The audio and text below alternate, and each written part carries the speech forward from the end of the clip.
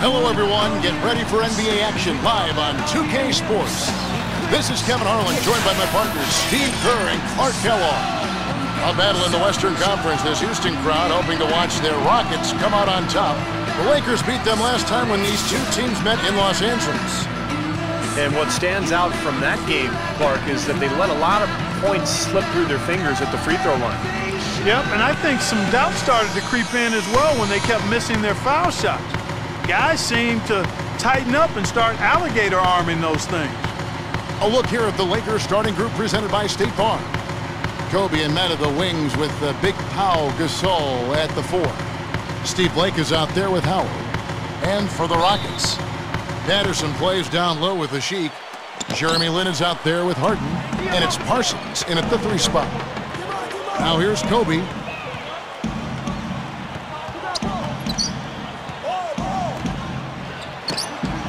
From 16 feet away, he cans it. Kobe's got the first basket of the game for the Lakers. Well, what an amazing career Kobe Bryant has had. Last year, he was a close second place in the league in scoring average, passing Shaquille O'Neal to become 5th all-time on the NBA scoring list. And at 34 years of age, Kobe's got a chance to climb that leaderboard even further before it's all said and done. Well, that was a quick foul for him there. The refs are certainly calling it close.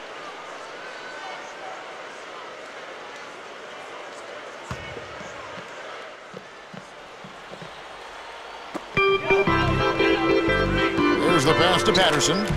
And some nice passing there by Houston. And Parsons kicks to Patterson. And it's blocked by Gasol. Ashik can't hit. And it's the Lakers' ball. They're coming off that win against the Nets. Well, that one was a very physical game, and it played right into their hands. You know, a lot of their points came at the foul line, Clark. Yeah, and it also led to a lot of foul trouble for some of the key guys they were up against. So don't forget about that part of it either. Well, going back to Kobe, as he's gotten older, you see him working much more in the post and coming off screens. He's still, Clark, putting up great numbers. Finished second in scoring, in fact, last year. But he's still doing it a little bit differently than he did when he was a younger man. Well, Kevin, he said he's not going to hang around past his prime, but he's doing everything he can to make adjustments to extend his prime.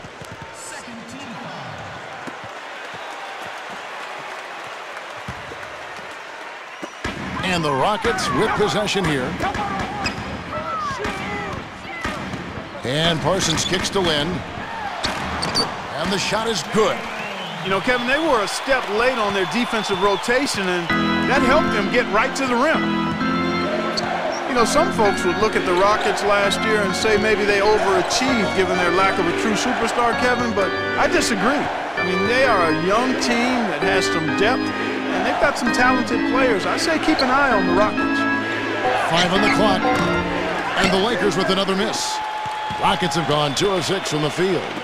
That game really got out of control for them. And, you know, when the lead got big, it seemed like they just mailed it in. That was the disappointing part.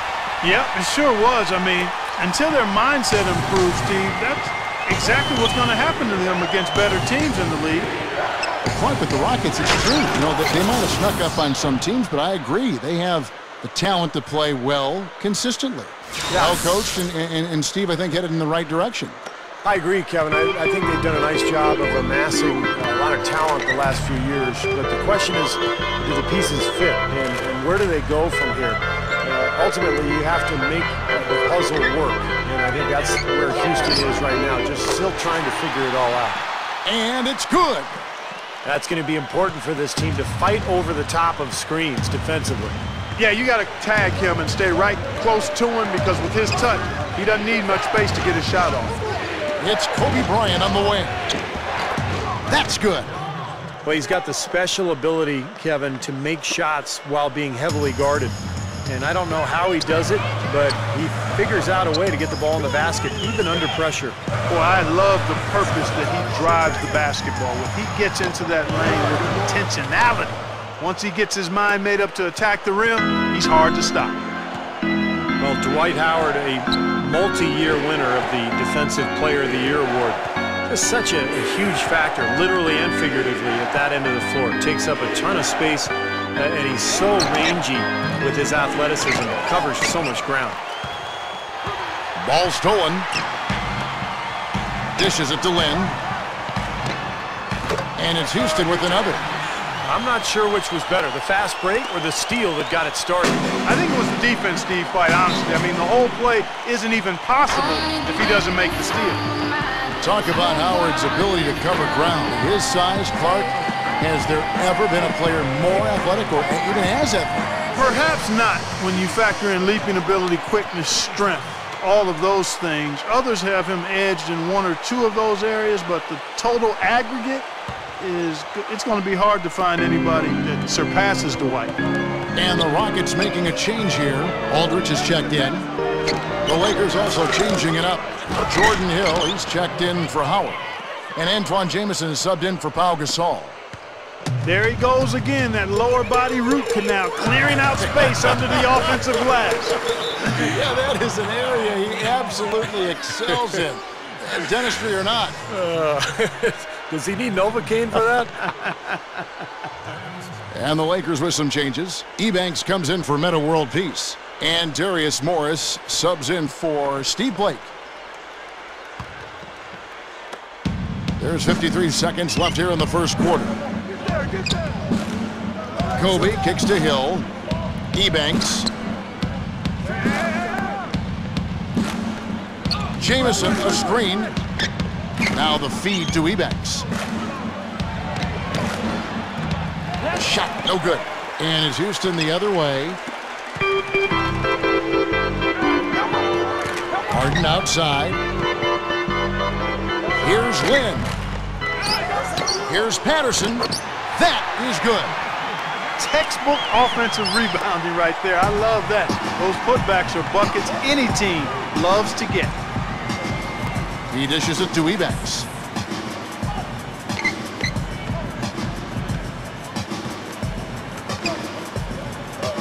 With 4 seconds on the clock.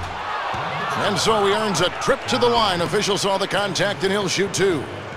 Pretty bad defense letting the offense get right to the rim, but smart play to foul once he was there. But you know what's going to happen, and they sent a message right there. Nothing easy inside. Lakers shooting their first free throws of the game. Guys, we haven't seen the type of numbers out of them at the line that we'd come to expect, especially after last season. He misses the free throw, and the Lakers making a change here.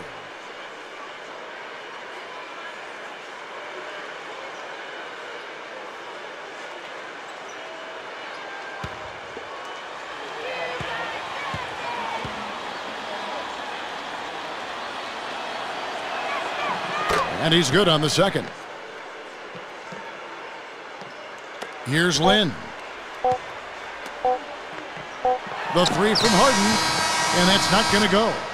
And that does it for the first quarter. Rockets ahead. They lead by 5. And don't go away. We'll be back momentarily.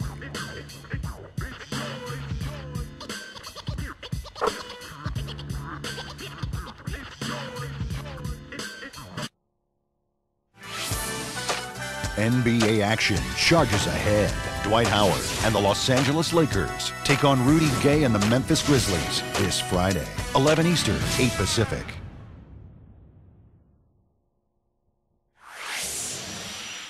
It's amazing, so amazing. All right, the second quarter beginning in just a moment.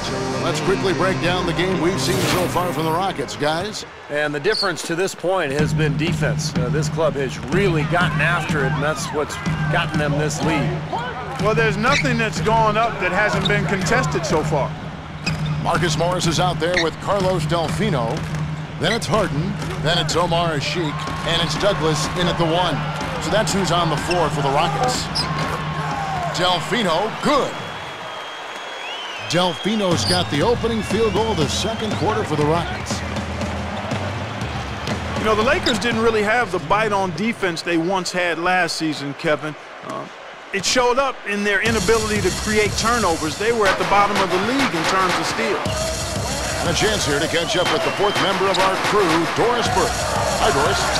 Yes, gentlemen, the Rockets' Chandler Parsons, the 38th overall pick last season, but he ranks second among rookies in minutes played.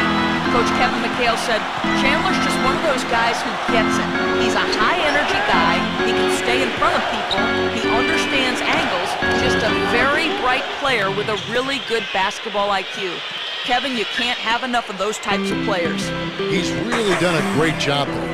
Thanks. Man, it's 6'9", 230. Just great size at the small forward spot.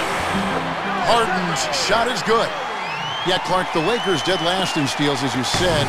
Below, a lot of teams that had a lot more trouble playing defense, like the Raptors and Bobcats. But I didn't sense the Lakers were jumping into passing lanes. They kind of set back in their defense, and we're trying to pack it in. Yeah, well, that's playing to your personnel. When you've got 2 7-footers at the rim, you don't want those guys to get in foul trouble. So you really want to funnel players into the lane and to the baseline to have to shoot over the top of those guys. You don't want to be out in the passing lane taking all kinds of risks. The Lakers have gone 1 for 2 on the night so far from the line. Yeah, it's been a very frustrating season for them in that regard, guys. Catching up on the changes for Houston. Cole Aldrich, he's checked in for Ashik. Patterson comes in for Marcus Morris. Chandler Parsons, he's checked in for Carlos Delfino. And it's Jeremy Lin in for Tony Douglas. Well, Dwight Howard is a fun-loving type of guy, but he had all kinds of problems a year ago. He originally asked for a trade, and then he backed off the demand. And there were reports that he had asked management to fire Stan Van Gundy. So I think the biggest question with Dwight Howard is just the maturity. He came straight out of high school to the NBA, and you wonder if he ever figured out how to be a part of a team and how to really be a leader. Lakers trail by 5. Blake with it, and it's Harden picking him up. Picked his pocket. Outside, Lin. Back to Harden. Here's the 3. The basket good off the assist from Lin. And 11 points for James Harden. And you think about Orlando, from the fans to the coach to the other players on that roster. The whole situation with Howard not seeming fully committed, really, really tough on everybody. Yeah, commitment is really the lifeblood of any team, Kevin. You know that. We know it as broadcasters, being part of a team. When a player's not invested completely, especially a player as important as Dwight Howard is, it's really hard to be at your best and optimize your performance. And the leaderboard with some point guards who have been getting their hands dirty in the paint lately. Let's take a look at the top rebounding 1 guards of the last 10 games. Jeremy Lin, number 1. And as you see by his spot on that list, guys, very few point guards in the league can rebound like he can. Very few. He has a knack for always being in the right place when the shot goes up. And he uses his body like a big man at times. I mean, he doesn't try to just sneak his way into the paint. He muscles his way in and carves out space under the basket. He must have been a post player in his youth. Howard kicks to Morris. Back to Howard. Feeds it to Hill. Second chance shot. Rockets with the rebound. Lin's got 3 rebounds now in this one. Well, you look at the Rockets head coach Kevin McHale in just his second full season as an NBA coach. Remember, he spent a couple of years as an interim coach for the Timberwolves when he was a GM. But really did a great job with that Houston club last season. And Parsons gets it to go. And a much better quarter for them in terms of shooting the basketball. You know, anytime your field goal percentage as a team is up in the high 50s, you're doing a lot of stuff right. Hill passes to Blake. Lakers passing it around. Can they get it? Oh, that's blocked. And that'll be the Lakers as it goes out of bounds. Lakers retain possession. Houston with a big group substitution here. Ashik has checked in for Aldrich. Marcus Morris comes in for Patrick Patterson. Carlos Delfino's checked in for Chandler Parsons. And Tony Douglas is subbed in for James Harden. A big group substitution here for the Lakers. Pau Gasol's checked in for Howard. Jamison comes in for Jordan Hill. Devin Ebanks, he's checked in for Meta World Peace. And Kobe is subbed in for Darius Morris. And you mentioned McHale's tenure with Minnesota. 13 years as the general manager of the Timberwolves. Yet Steve unable to really build a consistent winner around the great pick of Kevin Garnett. Well, they had it going for a while, Kevin, when they had Marbury and Garnett, but then Marbury forced his way out with the trade, and Minnesota had a couple of good seasons after that, but then they really went in the tank, and I think it was a difficult time for McHale. And I think a lot of people questioned whether he'd be a good NBA coach, but to me, it looks like he is a pretty solid one. He's been around the game forever, but he's got a good feel for his players, puts them in a position to succeed. And here's Kobe from the arc, kept alive. 7-second difference, shot and game clock. Here's Gasol, shakes off the strong D and gets to the bucket for 2. Well, that's what he does. He's going to fight and battle on the offensive glass all night. Here's Lynn, and good on the basket. Book it. Lynn's got 11 points. Boy, he's been so dependable here in this game, really playing well offensively. He feeds it to Ebanks. Back to Kobe, working on a Sheik. Fades and shoots, and that is good. And it's 8 points for Kobe Bryant. Takes such a delicate touch to hit that fadeaway jumper with a man in your face. It's still, he beats the buzzer with a fantastic shot. Major guts right there, fellas. I mean, that's what it takes to bury a big shot like that. You got to be confident and composed. Yep, no hesitation, no second thoughts. He just lets it fly. And so a pretty lopsided game through the first half. Rockets lead by 16. Well, folks, stick around here at halftime for the halftime show at Damon Bruce for all the highlights from our first half. And now, brought to you by Sprint. And now it's time to break down the first half for you here on this Wednesday edition of 2K at the Half. It's been the Rockets having their way. And if you like scoring, you love their first half of basketball. They're putting up points, doing it rapidly in a variety of ways. It's hard to slow them down. A great performance by Jeremy Lin in the first half. He's got 11 points. He's been getting it done on both ends of the court. Look at the assists, look at the rebounds. It's all adding up to a great first half. And for the Lakers, they've been battling. They've come out of the gates strong to start, looking to keep going. Great energy and aggression offensively, making their own luck with a lot of second-chance points. Dwight Howard playing with confidence. He's got 5 points and also collected 4 rebounds. Real scores, real stats from the real NBA. A look at the games still yet to tip off. Over at American Airlines Center, the Mavericks will face off against the Knicks. It's an 8:30 Eastern time for tip-off out there. And one game also on the docket, the Hornets will face off against the Pacers in Indianapolis. Tip-off is at 7 Eastern. And now, here's what's going on in the rest of the NBA. For the Spurs, they'll be up against the Celtics in Boston. A 7:30 Eastern tip time. And now let's unveil the players and coaches from around the NBA who stood out among their peers. Here are your monthly award winners.